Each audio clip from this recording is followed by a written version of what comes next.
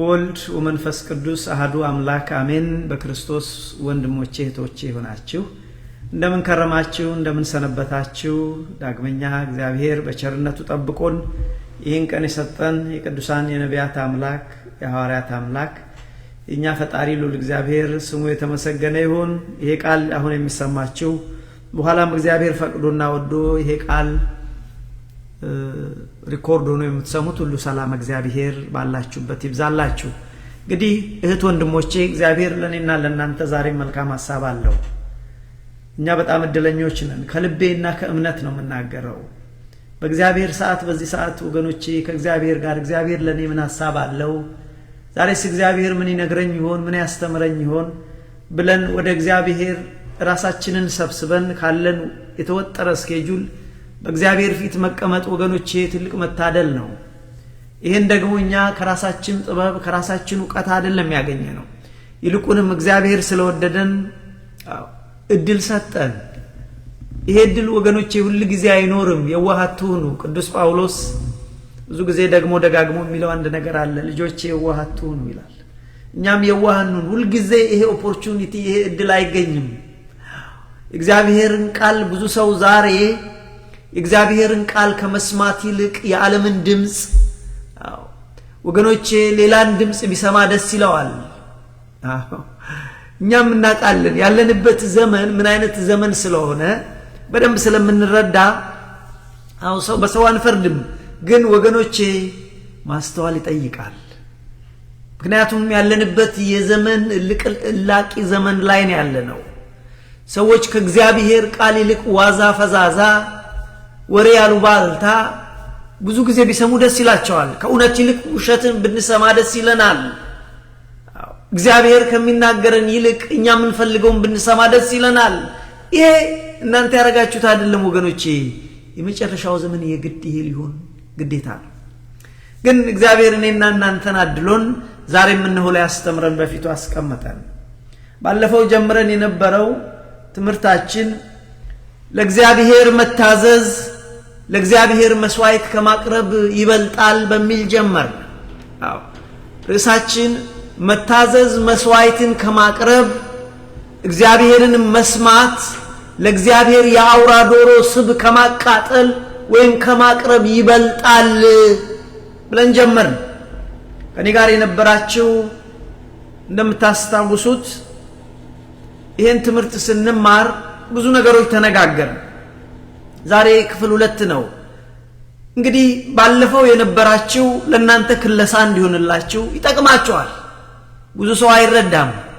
ቅዱስ ጴጥሮስ እኔ ለናንተ ይሄን ጉዳይ ደግሜ በነግራችሁ ለናንተ ይጠቅማችኋል፣ እኔ ግን አይደክመኝም ይላል። ስለዚህ ባለፈው የነበራችሁ ትንሽ ከለሳ አድርገን ወደ ዛሬው እንሄዳለን። ባለፈው የነበራችሁ ክለሳ ይሆንላችኋል ለመያዝ ወገኖቼ። እናንተን አላቅም የኔ ጭንቅላቴ አይሰማም። ስለዚህ አንድን ነገር ለመያዝ አይደለም የእግዚአብሔርን ቃል የዓለሙን ወሬ እንኳን አሁን ሰሞኑን ማስ ሚዲያ እንኳን ሲመጣ ሌላው ቀርቶ ስለ ቤተ ክርስቲያን የነበረው የሰሞኑን ከግራ ቀኝ የነበረውን ካሰላምታ ስሰማ ባንዴ አልሰማውም፣ ደግሜ እሰማለሁ። ለምን? ከእግዚአብሔር እንዳልጣላ ነገሩን አጣራለሁ። 2 3 ሰማዋለሁ።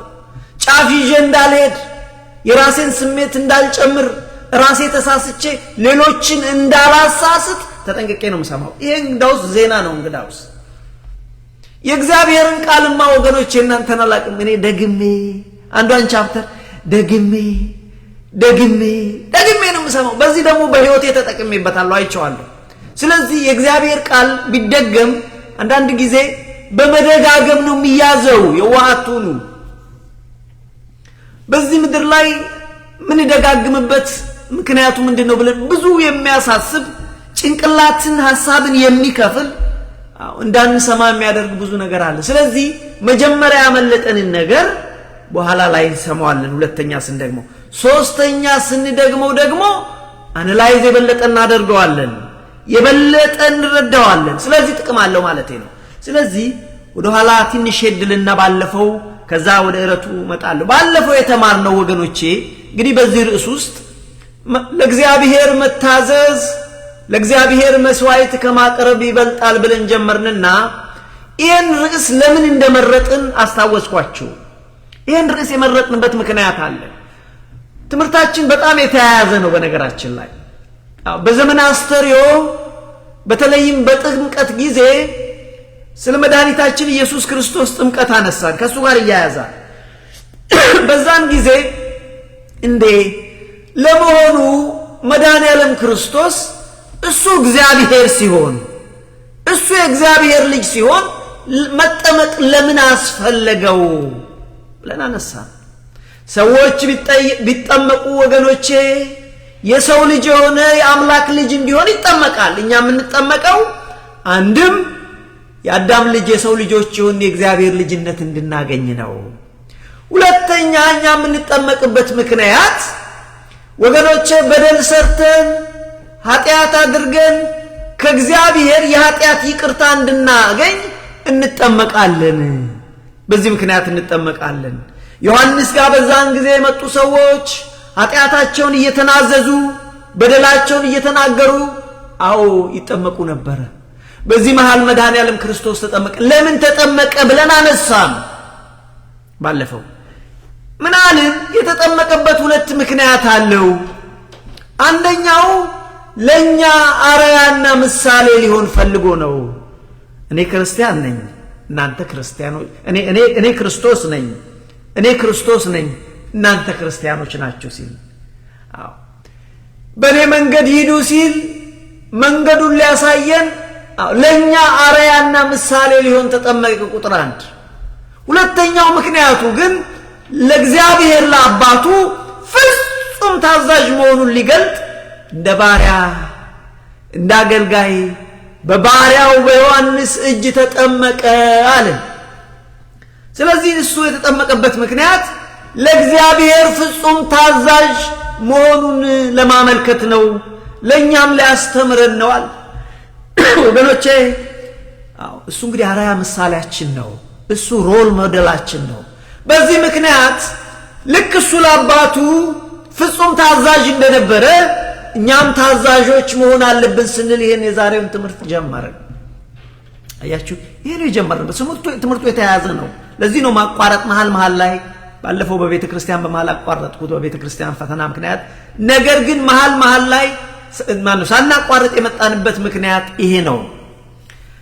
የትምህርቱ መሰረታዊ ዓላማ ምንድነው? በዚህ ትምህርት ውስጥ ምንድነው ማግኘት ወይ ምንድነው እግዚአብሔር ሊያስተላልፈን የሚፈልገው ነገር ቢነም ብንል እግዚአብሔር ምን ይለናል? ልጆቼ ሆይ እኔ ለኔ ከምታቀርቡት መስዋዕት የበለጠ እኔ ቃሌን ብትሰሙ ሰምታችሁ አድርጉ ያልኳችሁን ብታደርጉ አታድርጉት ያልኳችሁን ባታደርጉ ደስ ይለኛል ከምታቀርቡት መስዋዕት ይልቅ። መስዋዕት ደስ ይለኛል። መልካም መስዋዕት ስታቀርቡ ደስ ይለኛል። ነገር ግን እኔ የምመርጠው ከመስዋዕት የበለጠ ትታዘዙኝ ዘንድ ነው ይለናል። ስለዚህ ይሄንን ለማሳሰብ ነው። ሌላ ነገር ባትይዙ ወገኖቼ፣ በዚህ ትምህርት ውስጥ እግዚአብሔር ከኛ የሚፈልገው ወገኖቼ ከመስዋዕታችን የበለጠ እንታዘዘው ዘንድ ነው። አያችሁ። ስለዚህ ለእግዚአብሔር መስዋዕትን ከማቅረብ ይልቅ ወይም ከማቅረብ የበለጠ እሱን ሰምቶ ለሱ መታዘዝ ትልቅ ነገር ነው። ይህንን ለማሳሰብ ብለን ነው። ይሄ ሲባል ወንድሞቼ እህቶቼ፣ ይሄ ሲባል ለእግዚአብሔር መስዋዕት ማቅረብ አያስፈልግም ማለት ነው አይደለም። በፍጹም እንዳትሳሳቱ። ለእግዚአብሔር መስዋዕት እናቀርባለን።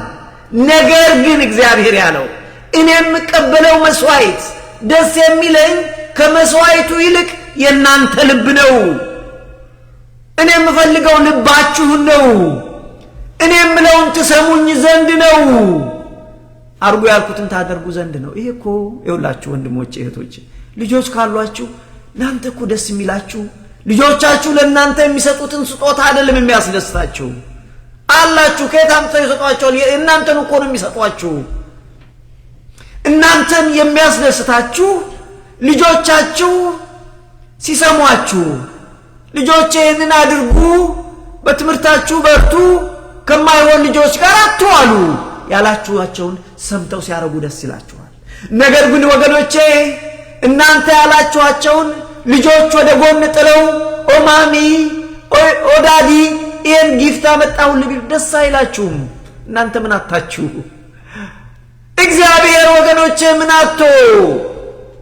ለዚህ ነው እንግዲህ እግዚአብሔር ልጆቼ ከመስዋዕቱ የበለጠ እናንተን እፈልጋለሁ፣ ከመስዋዕቱ የበለጠ ልጆቼ ስለዚህ እኔን ስሙኝ፣ ትእዛዜን ጠብቁ፣ በዛን ጊዜ መስዋዕታችሁን እቀበላለሁ፣ ደስ ብሎኛ ሸተዋለሁ ይላል እግዚአብሔር። አያችሁ በዚህ ትምህርት ርዕስ ውስጥ ማለት ለእግዚአብሔር መታዘዝ መስዋዕት ከማቅረብ ይበልጣል በሚል ትምህርት ውስጥ ወይም ደግሞ የትምህርታችን ርዕስ መታዘዝ መስዋዕት ከማቅረብ እግዚአብሔርን መስማትም ለእግዚአብሔር የሚቃጠል ያውራ በግ ስብ ከማቅረብ ይበልጣል ብለን ጀመርን። ይህንን ቃል የምታገኙት በሳሙኤል ቀዳማዊ ምዕራፍ 15 ቁጥር 22 ላይ ነው፣ እንመጣበታለን ታሪኩን። ግን እዚህ ውስጥ ሁለት አንኳር ነገሮች አሉ አልን ባለፈው ሳምንት።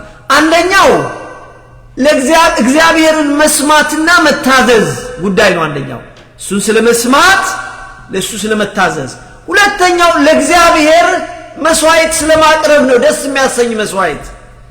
አያችሁ ሁለቱም ተወዳድረው እግዚአብሔር ምን አለ? አዎ መስዋዕት ደስ ያሰኛል፣ ነገር ግን የበለጠ ነው የምፈልገው። እኔ ምን አጥቼ የምፈልገው ልጆቼ እኔን ትሰሙኝ ዘንድ ሰምታችሁኝ ትታዘዙኝ ዘንድ አርጉ ያልኳችሁን እንድታረጉ ነው። ዛሬም ወገኖቼ እህቶቼ እግዚአብሔር መንፈስ ቅዱስ እንደዚህ ይለናል፣ እኔ ከናንተ የምፈልገው ትሰሙኝ ዘንድ፣ እኔ ከናንተ የምፈልገው ትእዛዝን ትፈጽሙ ትጠብቁ ዘንድ ነው። ሌላ ከናንተ የምፈልገው የለም። በቃ ይሄን ነው እግዚአብሔር የሚፈልገው። በነገራችን ላይ መስዋዕት ማለት ምን ማለት ነው ብለን አነሳን። ሌላው ባለፈው ያነሳን መስዋዕት ማለት ወገኖቼ የሰው ልጅ ለአምላኩ የሚያቀርበው አንዳች ነገር፣ ለአምላኩ የሚያቀርበው በስጦታ መልክ የሚያቀርበው በስጦታ የሚያቀርበው ወይም ደግሞ የበደል ይቅርታ ለማግኘት ብሎ የሚያቀርበው ወይ የሚቃጠል አሊያም ሌላ አይነት መስዋዕት ይባላል። አንድም እግዚአብሔርን ስለማመስገን ኦ ፈጣሪ አንተ እኮ ፈጣሪያችን፣ ኦ አንተ አዳኛችን ብለን የምናቀርብለት፣ አሊያም ደግሞ በደል በድለን ጥፋት ሰርተን እግዚአብሔር በድያለሁ፣ አምላክ ሆይ ሰርቄያለሁ፣ እግዚአብሔር እኔ ዘሙቻለሁ፣ በውሸት ሰው ላይ መስክሬያለሁ፣ በሐሰት መስክሬያለሁ፣ ሰዎችን እግዚአብሔር አጋጭቻለሁ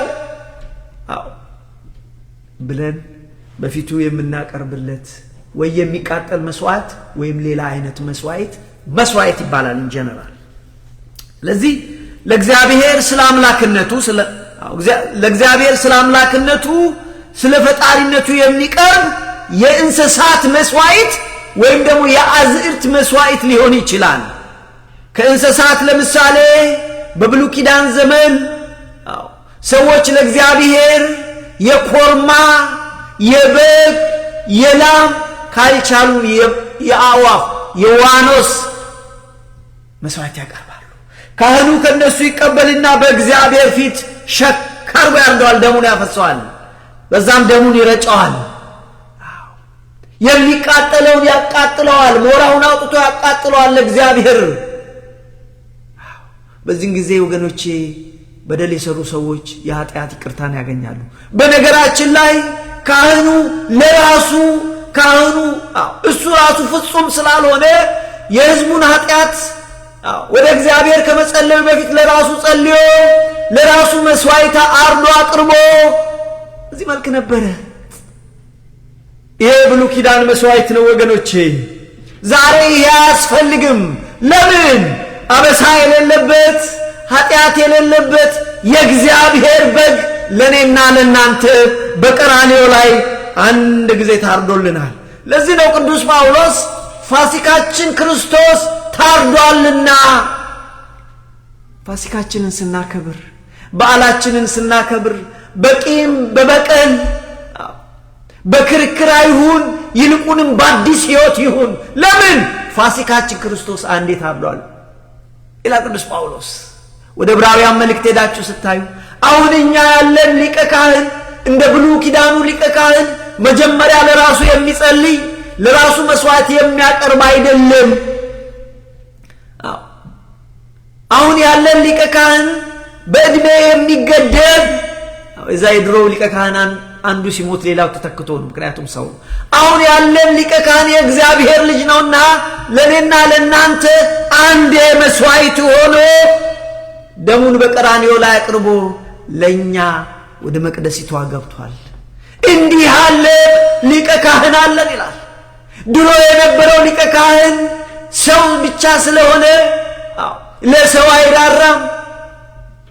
አሁን ያለን ሊቀ ካህን ብንወድቅ እንኳን የሚራራ ነው ብሎ ቅዱስ ጳውሎስ እንደዚህ ብሎ እንዲህ አይነት ሊቀ ካህን ያለን ብሎ ስለ አዲስ ኪዳኑ ሊቀ ካህን አሳየን ነገረን። ስለዚህ መስዋዕት ምንድነው ብለን ብንል ለእግዚአብሔር ስለ አምላክነቱ ስለ ፈጣሪነቱ የሚቀርብ የእንስሳት ስጦታ ጊደር ወይም ወይፈን ወይም የአእዋፍ ወይም የአዝዕርት። በነገራችን ላይ የአዝዕርቱ ቁርባን ይባላል። እንግዲህ ይሄ በቤተ መቅደስ ይቀርባል። ለእግዚአብሔር የሚቃጠል መስዋዕት ሆኖ ይቀርባል። ለሌላውም ለሌላ አገልግሎት ይቀርባል። ይሄንን ተመለከትን ባለፈው። ይሄን ብቻ አይደለም ባለፈው ያየነው ወገኖቼ በእግዚአብሔር ዘንድ ተቀባይነት ይቅርታ አንድ ነገር ወደ ኋላ ልመለስ። ባለፈው ያየነው ይሄ የብሉይ ኪዳን መስዋዕት ነው። የአዲስ ኪዳን መስዋዕት ምንድነው ወይስ ማን ነው ብለን ብንል ኢየሱስ ክርስቶስ አምላካችን መድኃኒታችን ኢየሱስ ክርስቶስ የአዲስ ኪዳን እውነተኛው መስዋዕት ነዋል። ይሄ ብቻ አይደለም። ለአዲስ ኪዳን እኛም እኔና እናንተ እለት የምንሰዋው መስዋዕት አለ። ለእግዚአብሔር የምንሰጠው ስጦታ የገንዘብ ቢሆን የወርቅ ቢሆን የአልማዝ ቢሆን ወይም ደግሞ ለእግዚአብሔር የምናቀርበው ምስጋና ለእግዚአብሔር የምናቀርበው ቅዳሴ ለክርስቶስ የምንመሰክረው ምስክርነት መስዋዕት ይባላል በአዲስ ኪዳን። ግን ይሄ ሁሉ ሆኖ እግዚአብሔር የሚለን ምንድነው? እኔ የምፈልገው ከመስዋዕት የበለጠ እንድትታዘዙኝ ነው፣ እንድትሰሙኝ ነው፣ አርጉ ያልኩትን እንድታደርጉ ነው፣ አታደርጉ ያልኳችሁን እንዳታደርጉ ነው ይለናል። ባለፈው ሌላ ያነሳነው በእግዚአብሔር ዘንድ ተቀባይነት ያለው የመስዋዕት አይነት አላልን። ይሄ በብሉይ ኪዳን ነው። በአዲስ ኪዳንም እንደዛው ነው ወገኖቼ። በብሉይ ኪዳን ዘመን ለእግዚአብሔር የሚቀርብ መስዋዕት ተቀባይነት የሚያገኘው አንደኛ በእምነት የቀረበ በንጹህ ልብ የቀረበ መስዋዕት በእግዚአብሔር ዘንድ ተቀባይነት አለው። ወንታ አምላኬ ነህ። ለምሳሌ አቤልና ቃየልን ታስታውሳላችሁ። አቤል ደስ የምትል ጠቦት ይዞ መጣ። ቃየል ደግሞ አዝዕርት ይዞ መጣ። ግን ያመጣውን ክርዳን ነበረ። ልቡ ቀና አልነበረም። ወንድሙ በእምነት አቀረበ። እግዚአብሔር የማንን ተመለከተ? ሁለቱም መስዋዕት አቅርበዋል። ተመልከቱ። እግዚአብሔር የሚቀበለው መስዋዕት አለ፣ እግዚአብሔር የማይቀበለው መስዋዕት አለ። አያችሁ። ስለዚህ እግዚአብሔር የሚቀበለው መስዋዕት በእምነት ከንጹህ ልብ የሚቀርብን መስዋዕት እግዚአብሔር ደስ ብሎት ይቀበላል። የልጆቼ ለኔ ሰጡኝ ለኔ ያመጡልኝ ብሎ ይቀበላል። እሱ ብቻ አይደለም፣ ከንጹህ ልብ ማቅረባችን በእምነት ማቅረባችን ብቻም ሳይሆን የምናቀርብለት መስዋዕት ወገኖቼ ፍጹም ንጹህ የሆነ ነውር የሌለበት ኳሊቲ ያለው ስናቀርብለት እግዚአብሔር ይቀበለዋል። ወይም በሌላ አነጋገር እንክርዳድ የሆነ ነገር ይዘን ብንመጣ ተቀባይነት የለውም። ስለዚህ በፍጹም ነው ንጹህ የሆነ ነውር የሌለበት እንስሳም ሊሆን ይችላል፣ አዝርት ውጤትም ሊሆን ይችላል አለ።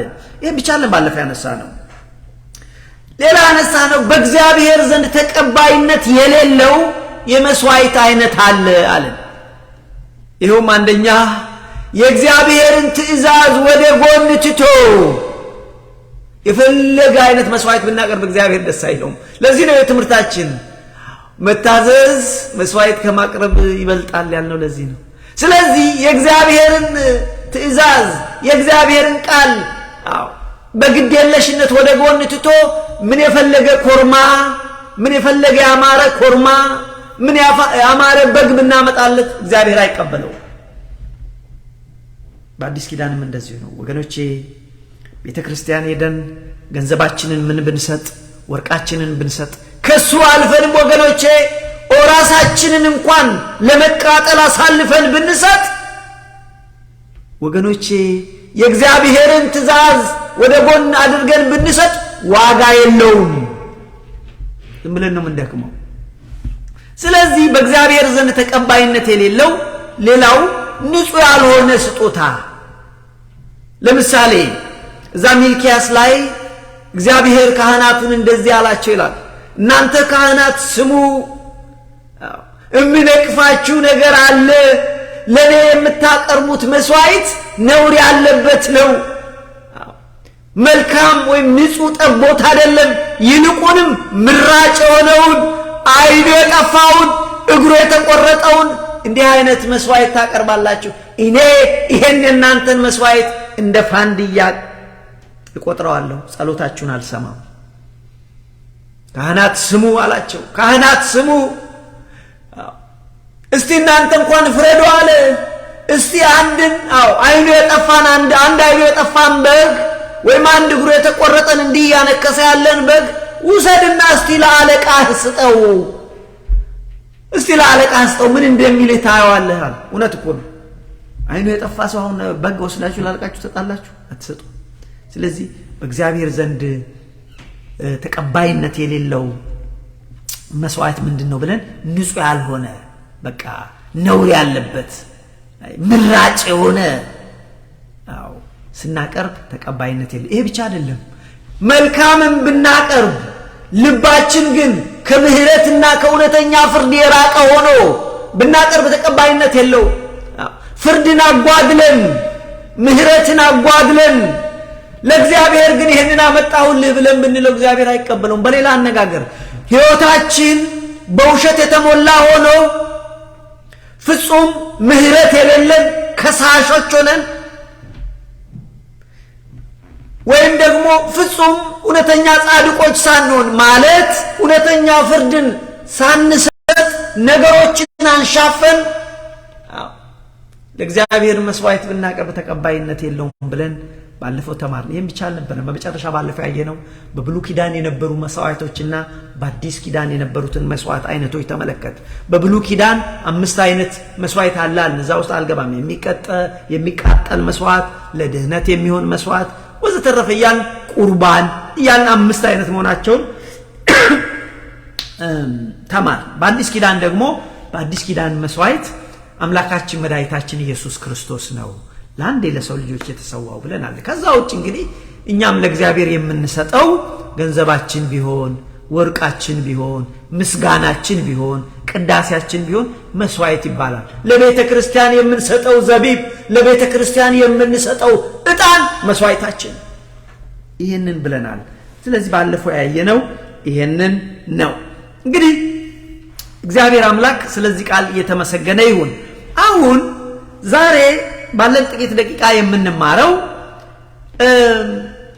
ይሄንኑ ትምህርት ምንድነው የምንማረው? እንግዲህ የጀመርነው ርዕስ መታዘዝ መስዋዕትን ከማቅረብ እግዚአብሔርን መስማት እና እግዚአብሔርን መስማት የአውራ በግ ስብ ከማቅረብ ይበልጣል። መታዘዝ ወገኖች ባጭሩ መታዘዝ መስዋዕት ከማቅረብ ይበልጣል። ይሄን ቃል ለመሆኑ የተናገረው ማን ነው? ወደ ታሪኩ ነው የምገባው። ይሄን ቃል ማን ነው የተናገረው ብለን ብንል ታሪኩ በነገራችን ላይ በአንደኛ ሳሙኤል ምዕራፍ 15 ሙሉን አንብቡት። ሙሉ ታሪኩን መማር ለሚፈልግ ሙሉ ምዕራፍ ነው አንደኛ ሳሙኤል ምዕራፍ 15። ግን የዚች ቦታዋ የዚች መታዘዝ መስዋዕት ከማቅረብ መስማት ያውራ በግ ስብ ከማቅረብ ይበልጣል የምትለው ቁጥር 22 ላይ ነው የምታገኙት። እንግዲህ ይሄንን የተናገረው የእግዚአብሔር ታላቁ ነቢይ ሳሙኤል ነው። ሳሙኤል በዛን ጊዜ የእስራኤል ሕዝብ በእግዚአብሔር ላይ አመፀ ይላል። አመፀና እግዚአብሔር ሆይ ንጉስ ሹምልን አሉ። ለእስራኤል በነገራችን ላይ ከዛ በፊት ንጉሳቸው እግዚአብሔር ነበረ። እግዚአብሔር ነበረ። ህዝቡ አመፀና እቺም ካህያ ጋር የዋለች ይባል የለ ካህያ ጋር የዋለች ይደር ይባላል። እንደዛ ከግብጽ ጋር ውለው የለ በግብጽ ንጉስ አይተዋል። ስለዚህ እኛ ቅዱሳኑን አንፈልግም። ነሳሙኤል ነበሩ፣ ሌሎችም ነበሩ ነቢያት። እግዚአብሔር ንጉሳቸው ከላይ ሆኖ ግን ነቢያት ያስተዳድሯቸው። እኛ አንፈልግም አለ ህዝብ። ምን ትፈልጋላችሁ? ንጉስ ሹምልን። እሺ ሾምላቸዋል። ንጉስ ግን ብዙ ጣጣ አለው፣ ግብር ሁሉ ያስከፍላቸዋል። እሺ አላቸው። በዚህ ጊዜ ታላቁን ነብይ ሳሙኤልን አስነስቶ እግዚአብሔር ሳኦል የሚባልን ሰው ወገኖቼ ከወገኖቹ ትንሽ የሆነ እሱ ተሾመ። ስለዚህ ሳኦል ተሾመ። አሁን እንግዲህ ሳኦል ተሾመና ሳሙኤል ስማ ሳኦል እግዚአብሔር እንደዚህ ይላል፣ ሕዝበ እስራኤል ከግብጽ በሚወጣበት ጊዜ አማላቂያውያን በእነሱ በኩል እንለፍ ሲሉ ከለከሏቸው። ይሄ ብቻም ሳይሆን ሕዝቤን አስቸገሩት። ስለዚህ ይሄንን አማላቂያውያንን አጠፋቸዋለሁ አለ እግዚአብሔር። እነዚህን አሕዛብ ከምድር አጠፋቸዋለሁ። ስለዚህ ሳኦል ሄደ ይሄንን አጥፋ ለምንም ነገር እንዳትራራ፣ ሴቶቻቸውን እንዳትተው፣ ሕፃናትን እንዳትተው፣ እንስሳቱን እንዳትተው፣ በአጠቃላይ አጥፋ ብሎ እግዚአብሔር አዘዘው። ወገኖቼ ሳኦል ተነስቶ ወደ ጦር ሜዳ ሄደ። 2010 የሚሆን ሰራዊት ይዞ አማሌቅን ሊገጥም ወረደ ይላል። እግዚአብሔር ኃይል ሆነውና አማሌቅን መታ። የአማሌቅን ንጉሥ አጋግ የሚባለውን ያዘው በምርኮ። ነገር ግን ወገኖቼ ካሸነፈ በኋላ እግዚአብሔርን ትእዛዝ ወደ ጎን ተወ። ካሉት ውስጥ ያማሩትን በጎች ያማሩትን ኮርማዎች እሱና ሰራዊቱ ሳያጠፏቸው ቀሩ። ምራጭ የሆኑትን ገደለ፣ የከሱትን የማይረቡትን ገደለ። ነገር ግን መልካሞቹን ተወ። በዚህን ጊዜ ነው እንግዲህ እግዚአብሔር እንደዚህ አለ፣ ሳሙኤል ተነስ፣ የሾምኩት ሳኦል እኔን ከመከተል ወደ ኋላ ተመልሷል። ስለዚህ ፈጥነህ ውረድ። በዛን ጊዜ ሳሙኤል ሌሊቱን ሙሉ በእግዚአብሔር ፊት ሲያለቅስ አደረ ይላል። በማግስቱ ሄዶ ተገናኘው። ወገኖቼ አያችሁ፣ ሄዶ ተገናኘው። በማግስቱ ሄዶ ሲገናኘው ሳሙኤልን ታላቁን ነቢይ ሲመለከተው፣ ኦ ታላቁ ቸሩ የእግዚአብሔር ሰው ሆይ ሰላም ላንተ ይሁን፣ እነሆ እግዚአብሔር እንዳለኝ አማሌቃውያንን አጥፍቻለሁ አለ። this is total lie። ውሸት ነበር። እውነት ነው፣ አጥፍቷል።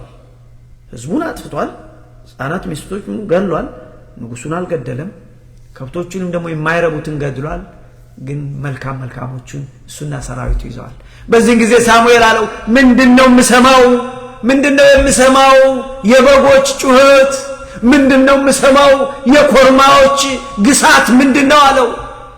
በዚህ ጊዜ አይ አለ፣ ጥሩ ተከራካሪ ነው። አይ እግዚአብሔር አጥፋ ያለኝን አጥፍቻለሁ፣ ንጉሳቸው አጋግንም ይዤ መጥቻለሁ ሲለው ሳሙኤል አየህ፣ እግዚአብሔር አዝኖብሃል። እግዚአብሔር አንተን በመሾሙ ተጸጽቷል። እግዚአብሔርን አልሰማህም አለው። እግዚአብሔርን አንተ አልሰማህም፣ እግዚአብሔር ባንተ ላይ አዝኗል አለው። ምን አለው? እንደዚህ አለው። እንግዲህ ያኔ ትእዛዙ እግዚአብሔር ትእዛዝ፣ ሂድ አማሌቃውያን ምታ፣ ያላቸውን ሁሉ ፈጽመህ አጥፋ፣ አትማራቸው፣ ወንዶንና ሴቱን፣ ብላቴናውንና ሕፃኑን፣ በሬውንና በጉን፣ ግመሉና አህያውን ግደል። ይሄ ነበረ። ሳኦል ግን ምንድን ያለው? ነገር ግን ሳኦል ህዝቡ ከእሱ ጋር የነበሩት ሰራዊት ለአጋግ ለተመረጡት በጎችና በሬዎች ለሰሙትም ጥጆችና ጠቦቶች ለመልካሞቹ ሁሉ ራሩላቸው ንጉሱንም ራሩለት መልካሞቹም በጎችም ራሩላቸው ፈጽመው አላጠፏቸውም ነገር ግን ይላል የሚያስደንቃችሁ ምናምንቴና የተናቀው ሁሉ ብቻ ፈጽመው አጠፉት ይላል አያችሁ በዚህ ጊዜ ሳሙኤል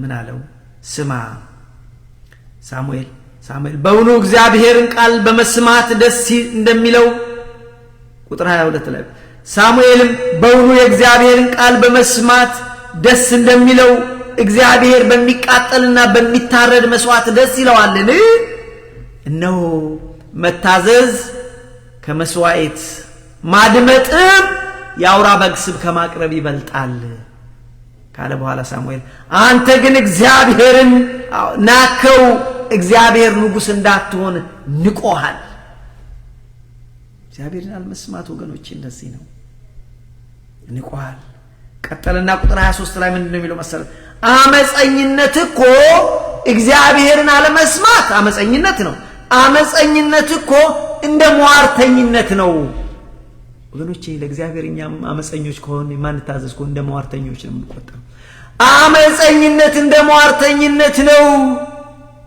እልከኝነት ማለት አርጉ ሲባል አለማድረግ እልከኝነትም ጣዖትን ወይም ተራፊምን እንደ ማምለክ ነው ጣዖትን እንደ ማምለክ ነው የእግዚአብሔርን ቃል ንቀሃልና እግዚአብሔር ንጉስ እንዳትሆን ናቀ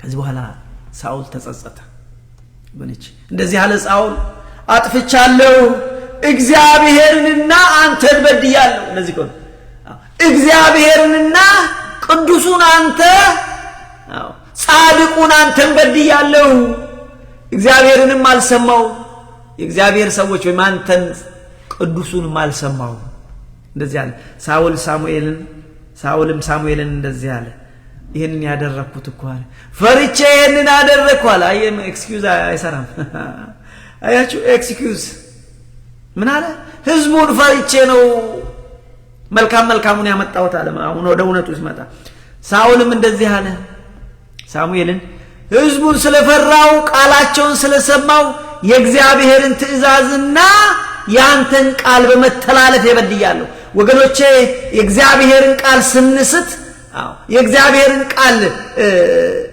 ስንተው እግዚአብሔር ያዝንብናል ቅዱሳን ያዝኑብናል የእግዚአብሔር ሰዎች አያችሁ አሁንም እባክህ አለ ኃጢአቴን ይቅር በለኝ ሳሙኤል እባክህ ኃጢአቴን ይቅር በለኝ አንተ የእግዚአብሔር ሰው እባክህ ይቅር በለኝ ወደ እግዚአብሔር ማልድልኝ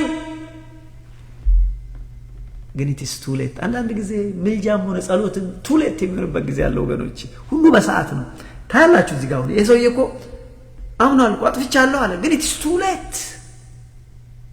ሌት ምን አለ የእግዚአብሔር አሁንም እባክህ ኃጢአቴን ይቅር በለኝ ለእግዚአብሔር ምን አለ ይቅርታ ሳሙኤልም ህዝቡን ስለፈራው ቃላቸውን ስለሰማው የእግዚአብሔርን ትእዛዝና ያንተን ቃል በመተላለፍ ይበድያለሁ የእግዚአብሔርን ትእዛዝና ያንተን የእግዚአብሔርን ቅዱስ ሰው ትእዛዝ ተላለፍኩ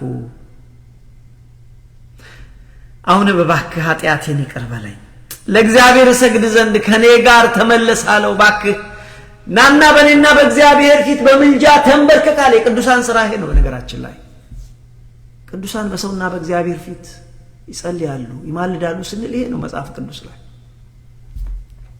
ሳሙኤልም ሳኦልን አለው የእግዚአብሔርን ቃል ንቀሃልና እግዚአብሔርን በእስራኤል ንጉስ ላይ እንዳትሆን ንቆሃል ካንተ ጋር እኔ አልሄድም አልመለስም አለው ሳሙኤል ሊሄድ ዞር ባለ ጊዜ የልብሱን ጫፍ ያዘው መጎናጸፊያውን በዚህ ጊዜ መጎናጸፊያው ተቀደደ ሳሙኤል መለሳልና እግዚአብሔር የእስራኤልን መንግስት ዛሬ ካንተ ቀደዳት ካንተም ለሚሻል ለጎረቤት አሳልፎ ሰጣት ለነ ዳዊት ሰጠ ዳዊት ከዚህ በኋላ የሚመጣው ለዚህ ነው እስራኤል ምን አለ የእስራኤል ኃይል እንደ ሰው የሚጸጸት አይደለም እግዚአብሔር የሚጸጸት አይደለም እግዚአብሔር አይዋሽም አይጸጸትም አለው በዚህ ጊዜ ሳሙኤል ሳኦል እርሱም በድያለሁ አሁን ግን በሕዝቤ ሽማግሌዎች ፊትና በእስራኤል ፊት ባክህ አክብረኝ አታዋርደኝ አለ ለአምላክ ለእግዚአብሔር እንድሰግድ ከኔ ጋር ሂድ አለው።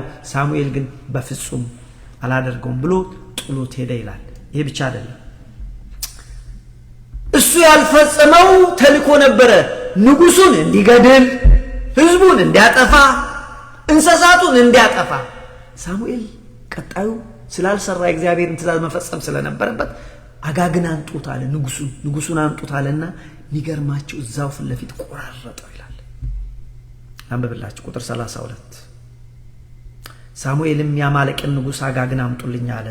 አጋግም እየተንቀጠቀጠ ወደ እርሱ መጣ። አጋግም እንደዚህ አለ። ብዙ ሰዎችን ሲገድል የኖረው ነው ያጋግ።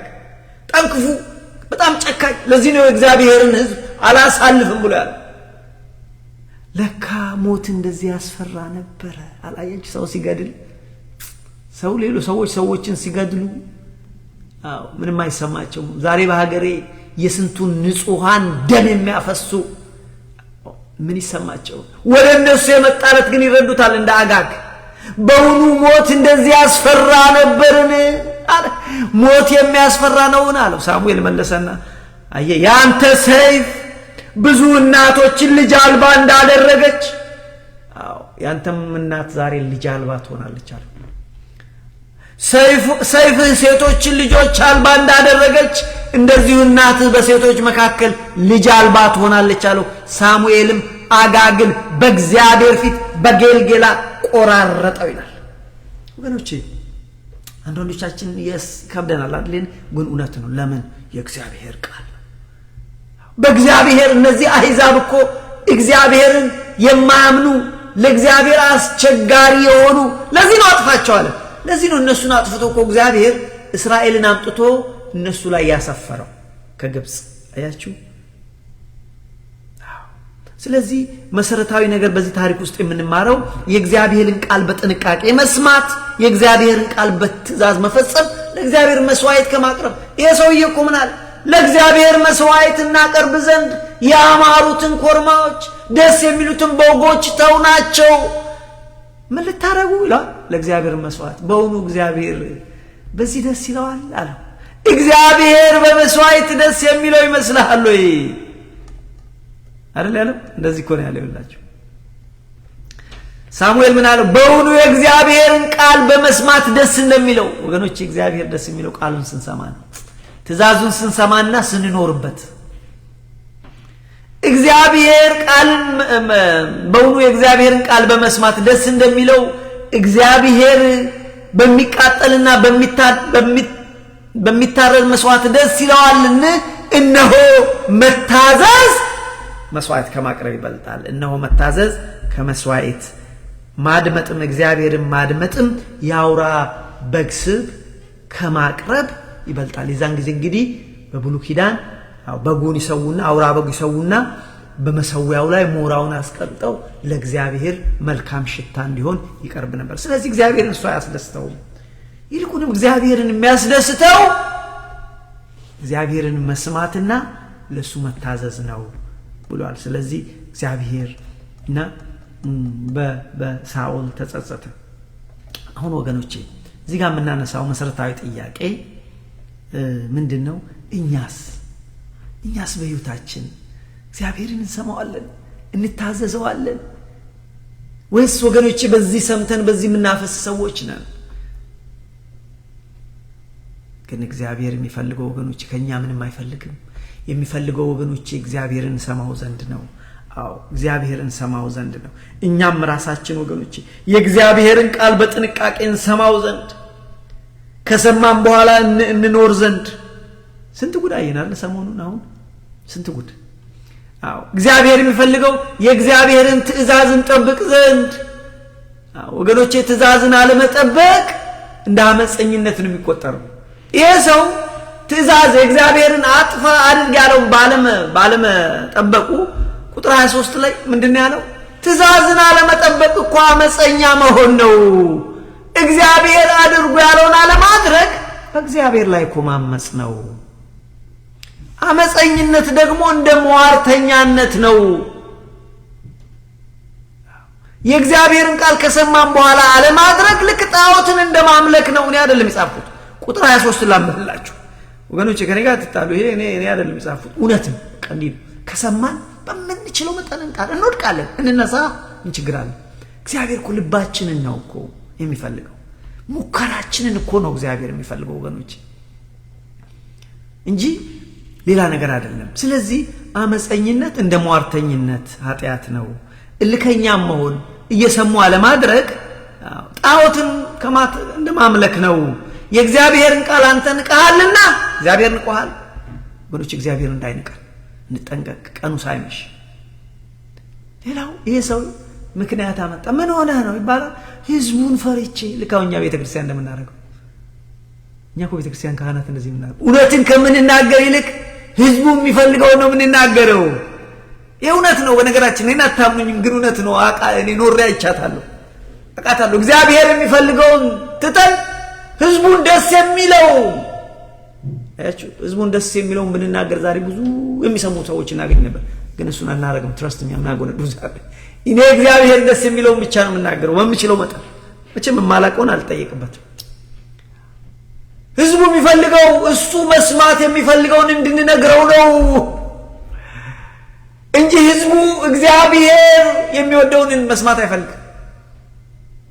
እኛ አገልጋዮችም ልክ እንደነዚህ ሰዎች ህዝቡ የሚፈልገውን ነው የምንነግረው።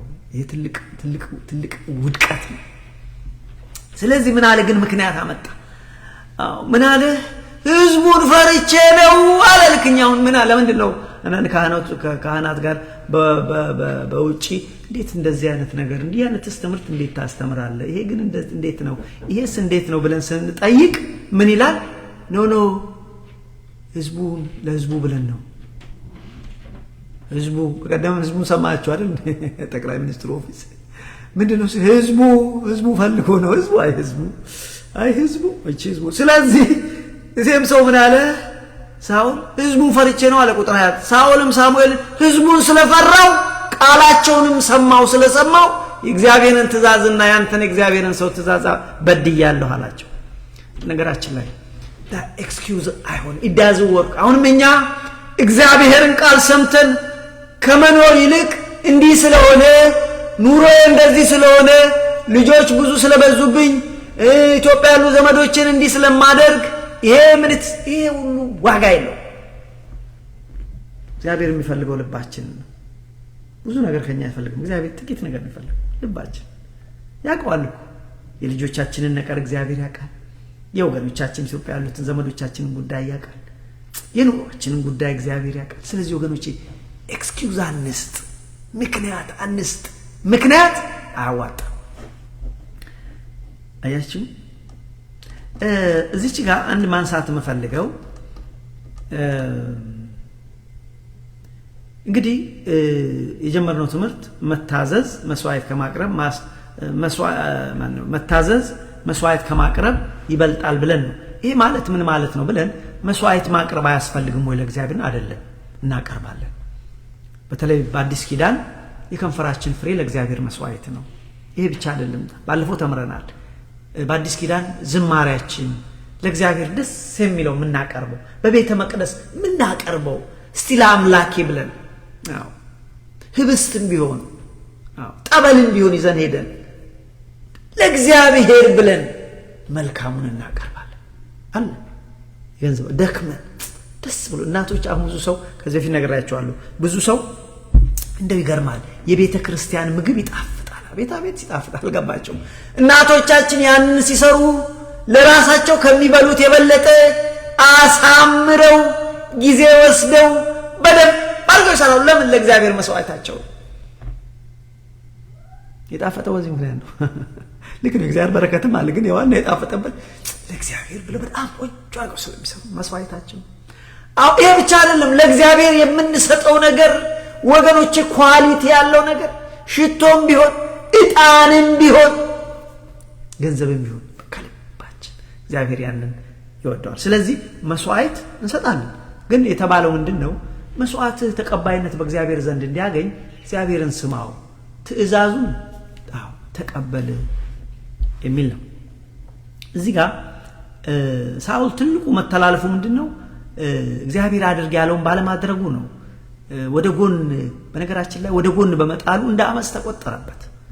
አያችሁ የእግዚአብሔርን ሕግ አለማክበር አመፀኛ መሆን ነው። በነገራችን ላይ በእግዚአብሔር ላይ ማመጽ ማለት ነው። ልክ አንድ ህዝብ በመንግስት ላይ እንደሚያምጸው እግዚአብሔር አርጉ ያለንን አለማድረግ አመጽ ነው። ለምሳሌ ልንገራችሁ። ዛሬ እኮ ይውላችሁ ይሄ ሁሉ በምድር ላይ መከራ ለምን እንደሚደርስብን ታውቃላችሁ? አዳምና ሔዋን አርጉ የተባሉትን ሳያደርጉ አታርጉ የተባሉትን አመጹ በእግዚአብሔር ላይ። እነሱ ስላመጹ በምድር ላይ ዛሬ ምድር ሾክና መሄላን ታገበረ ህመም፣ መቸገር፣ መራብ፣ መሞት ይሁሉ የደረሰብን በአመጽ ምክንያት እግዚአብሔርን ባለመስማት ለእግዚአብሔር ባለመታዘዝ የመጣ ነው። ዛሬስ እኛ እንታዘዛለን፣ በሰማነው እንሞክራለን። እግዚአብሔር ሙከራችንን ነው የሚፈልገው ወገኖቼ። በቃ ሙከራችንን ነው። እኔ ልጆች አሉኝ። ከልጆቼ ፐርፌክሽን አልጠብቅም። ከልጆቼ የምጠብቀው ይሞክራሉ ወይ፣ ይሰሙኛል ወይ፣ ይታዘዙኛል ወይ ነው የምለው እንጂ ፐርፌክሽን አለ። ቅዱስ ይሄ እንደዚህ አድርግ፣ መጽሐፍን ቅዱስ ጥናትህን አጥና እምቢ ቢል ቢያምጽ በጣም ነው የምናደድበት። ግን እሺ አባቢ ብሎ መጽሐፉን ወስዶ ሄዶ የሚችለውን ያህል ሲታገል ደስ ይለኛል፣ ደስ ይለኛል፣ ደስ ይለኛል። አንድ ምሳሌ ልስጣችሁ። እዚህ ጋር ቁጭ ብለው ልጆቹ አሁን ቅድም ምናልባት አላቅም ከአንድ ሰዓት በፊት ሳወራቸው ነበር። እስቲ ደብተር አንጡ እግዚአብሔርን ቃል ምን ነበር የተማርነው እያልኩ ጠይቃለሁ። ትንሽኛው 4 ዓመቱ ነው። ግን እሱም ደብተሩን ይዞ መጣና እንግዲህ ሊጽፍ ነው እግዚአብሔርን ቃል ሊጽፍ ቁጭ አለና የሚሆን ነገር በጫጨረ በቃ ይሄ ምንድነው ስለው ጽፌያለሁ አለ። ደስ ነው ያለኝ። እንግዲህ ያንን የተማሩት ነገር ጽፎ አይደለም፣ ደስ ነው ያለኝ። እግዚአብሔር እንደዚህ ነው ወገኖቼ። በቃ ደብተሩን ይዞ መምጣቱ አስደሰተኝ፣ ፔንሲል ይዞ መምጣቱ አስደሰተኝ። አያችሁ። ስለዚህ እግዚአብሔር ሙከራችንን ልባችንን ይቀበለዋል። ስለዚህ ወገኖቼ መታዘዝ ለእግዚአብሔር መስዋዕት ከማቅረብ የተሻለ ነው። አንድ ነገር ልበላችሁና የዕለቱን ትምህርት እንጠቅልለው። በተለይ መጽሐፍ ቅዱስ ስለዚህ ስለመታዘዝና ስለ እግዚአብሔር ቃል ምን ይላል የሚለውን አንድ ነገር እንነጋገርና የዕለቱን ትምህርት እዚህ ጋር እናቁም። የእግዚአብሔር ቃል ስለዚህ ስለ መስዋዕትና እግዚአብሔርን ትእዛዝ ስለመጠበቅ ምንድነው የሚለው? እዚህ ማርቆስ 12 ላይ ሄዳችሁ ብታነቡ የማርቆስ ወንጌል ቅዱስ ማርቆስ ወንጌል አንድ ፈሪሳውያን ጌታ ጋር መጣና ጌታ ሆይ አለው እንደው ከትእዛዞች ሁሉ ዋናኛዋና ትልቋ ትእዛዝ የትኛይቱ ናት ብሎ ጠየቀው። እንግዲህ ይህንን ማመጣላችሁ እግዚአብሔር ከመስዋዕታችን የበለጠ ትእዛዙን መቀበላችን ቃሉን መስማታችንን ነው የሚፈልገው። በዚህ ጊዜ ጌታ መለሰለት ምን አለው? ዋናዋና ፊተኛዋ ትእዛዝ እስራኤል ሆይ ስማ፣ ጌታ አምላካችን አንድ ጌታ ነው፣ እግዚአብሔር አንድ ነው። አንተም ይህንን እግዚአብሔርን በፍጹም ልብህ፣ በፍጹም ነፍስህ፣ በፍጹም ሐሳብህ፣ በፍጹም ኃይልህ ውደደው፣ እሱን አምልከው የምትለዋ ነች። ፊተኛዋ ትእዛዝ ይቺ ነች። ከዚህ ጋር የምትመሳሰነው ሁለተኛዋ ደግሞ አለውና ባልንጀራህን፣ ጓደኛህን፣ ጎረቤትህን እንደ ራስህ ውደድ የምትለዋ ነች አለው። በዚህ ጊዜ የፈሪሳዊ ጻፍ ፈሪሳዊ ነውና ያ ቃል ምን አለ? እንደው በጣም የሚያስገርም ደፋር ሰውዬ ነው ለነገሩ። መልካም ጌታ ሆይ አለ መልሶ። የሚገርም ሰው። መልካም መምህር ሆይ አንድ ነው፣ እውነት ነው፣ እግዚአብሔር አንድ ነው አለ። ልክ ነው አለና ይሄ ሰው የመለሰውን ስሙ።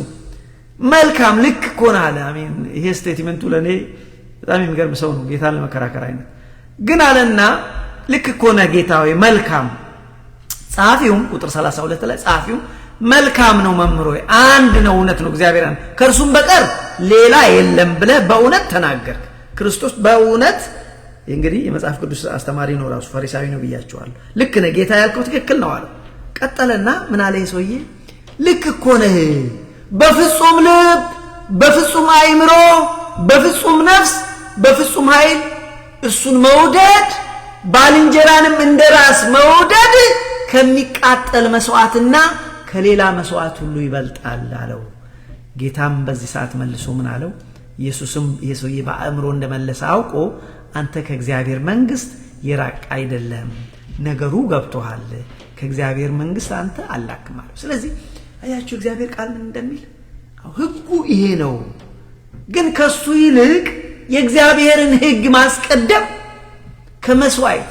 ከመስዋዕት ይልቅ የእግዚአብሔርን ህግ ማስቀደም ይበልጣል አለው። እንግዲህ ወገኖቼ አሁን እዚህ ጋር ረጅም ሰዓት አልሄድም። አሁን እዚህ ጋር ቆማለሁ። ትልቁ ነገር የተማርነው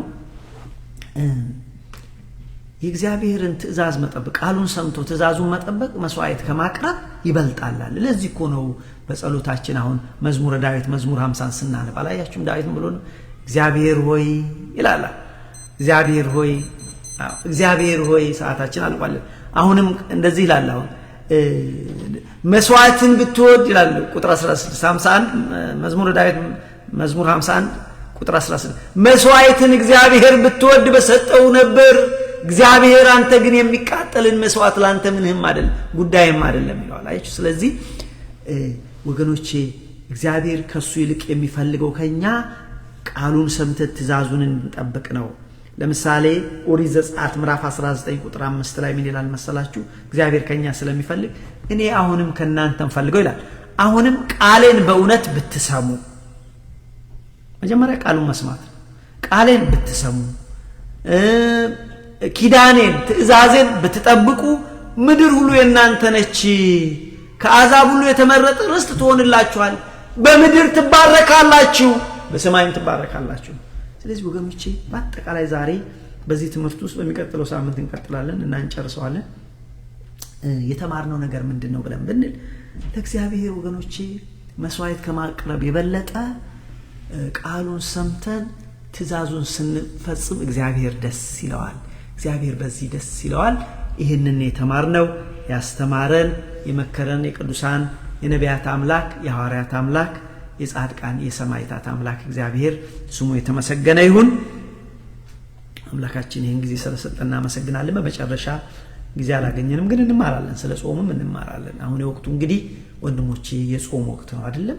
የጾም ወቅት ስለነሱ ዝም ብላችሁ በሀገር ባህል አትጾሙ። ደው ጾም እኮ የምግብ አድማም አይደለም። ስለዚህ በእቅድ ግብ አድርገን እንጾም። ርዕስ አውጥተን ለምሳሌ እኔ የምጾመው አሁን በዚህ ጉዳይ ነው። ለምሳሌ እናንተን አላውቅም። አንዱ ለሶስት ነገሮችን ይዣለሁ የምጾምበትን ጉዳይ። ለምሳሌ አንዱ ልስጣችሁ። ለምሳሌ ስለ ቤተ ክርስቲያኔ፣ ስለ ሀገሬ፣ ስለ ህዝቤ ጾማለሁ። አንድ ርዕስ ሊሆን ይችላል። ስለ ቤተሰቦቻችሁ፣ ስለ ልጆች ወይ በህይወታችሁ ስለገባው ፈተና ጽፋችሁ ሶስት ነገሮችም ሊሆን ይችላል። አንዱ ለሶስት ነገሮችን ጎል ማለት ነው። በዛ ጉዳይ ላይ ጾማችሁ ስትጸልዩ እግዚአብሔር ሆይ አቤቱ የቤተ ክርስቲያንን ሰላም ፍጹም ሰላምን አምጣልን እግዚአብሔር። 2000 ዓመት የኖረች ቤተ ክርስቲያን በእኛ ዘመን እንደዚህ ትሁን እግዚአብሔር። አቤቱ እግዚአብሔር ሆይ አቤቱ ብለን ስናለቅስ አሁን ለምሳሌ እንዳልኳችሁ እናንተ የራሳችሁ ርዕስ ይኖራችኋል። እኔ የራሴን ድንገት የወረወርኩላችሁ። ስለዚህ ስለ ራሳችሁ ጉዳይ ይሆናል። በቤታችሁ ፈተና ይሆናል። በትዳራችሁ ፈተና ሊሆን ይችላል። ብቻ ብዙ ነገር አለ። ያንን ግን አስባችሁ በዚያ መልክ እንጾም። እንደዛ ሲሆን እግዚአብሔር ይሰማናል። ጾም ደግሞ ማለት ወገኖቼ ወቅቱ አሁን የጾም ወቅት ነው ስንል በተለይ የሐዘን ወቅት ነው ለማለት ነው። ሌላ እኮ አይደለም። በቃ ማለት ከብዙ ነገሮች ትንሽ ተቆጠብንልና በቃ ከእግዚአብሔር ጋር የምንቆይበት ወቅት፣ ስለ ኃጢአታችን፣ ስለ በደላችን ወገኖች ባለፈው ህይወት የበደልነውን ሳናቅ አውቀን ሰው ሳያቅም አሁን በዚህ ዘመን ማን ጥያቄ አለው? አውቆም ሳያውቅም ይበድላል። ሳናቅም ይህንን ሁሉ እየዘረዘርን በፊቱ ጾማለን። እግዚአብሔር አምላክ የበረከት ጾም ያድርግልን፣ ምላሽ የምናገኝበት ይሁንልን። ሰላም እግዚአብሔር ይብዛላችሁ። ሰላም ሁኑ፣ ደህና ሁኑልኝ።